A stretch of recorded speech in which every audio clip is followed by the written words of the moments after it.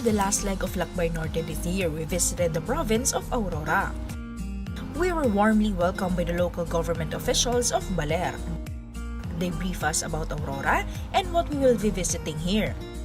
First up, the Ditumabo Falls in San Luis. We trek for about half an hour. Even if it's raining, no one can stop us. We walk, cross a few streams, and finally you will see a merely 140 feet tall falls with a very strong current. The water was very cold and refreshing. Then we went to Joker's Hideaway in Maria Aurora, a mini golf course playground for the beginners to experts. Just pay 50 pesos and play all you want. We also visited the Azbahaen Leisure Farm in Baler. They showed us their winery where they make Bignay wines, and they also have a fish pond. And of course, we wouldn't miss to experience surfing in Baler. Surfing instructors from Nalu Surf Camp gave us some tutorials. But aside from surfing, other water activities are also being offered in Aurora. Buoyancy Water Sports offers flying fish ride and UFO ride among others. We also went on a boat trip by Seasta Beach Resort. The 30 minutes boat ride will take you to a scenic view of the Decasalarin Cove. Another activity you can try in Baler is chocolate making in Momonsi Cafe. You can see here how they make chocolate de baterol and their famous chocolate with different fillings.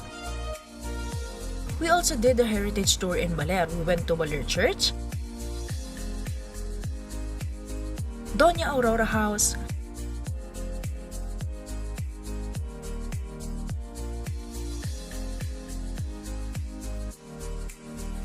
Quezon Park,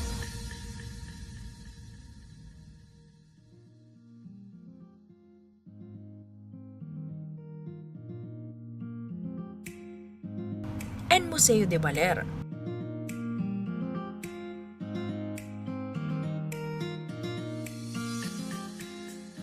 You can also visit the Vincent Gonzalez Art Museum where you can see Mr. Gonzalez's paintings and artworks.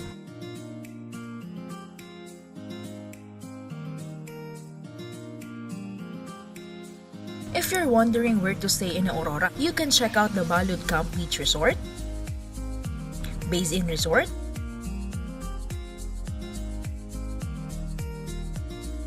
Nature Green Forest Resort,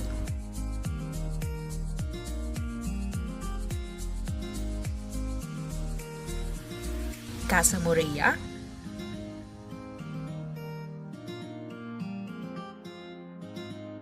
Nalu Surf Camp, Costa Pacifica,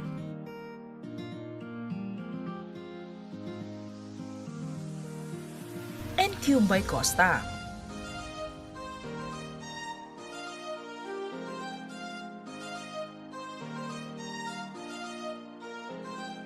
Good places to eat, dine at Jerry Sean's Picnic Bay,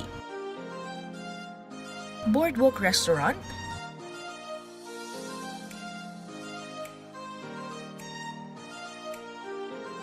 Kubli Bistro,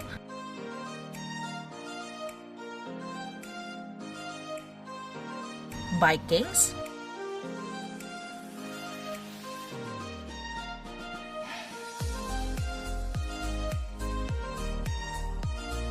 and Myrtle Park.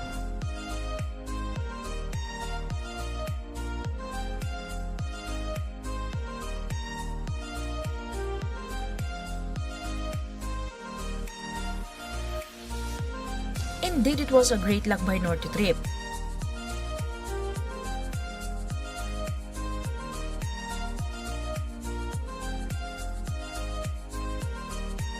What are you waiting for? Let's go out of town to Aurora Province.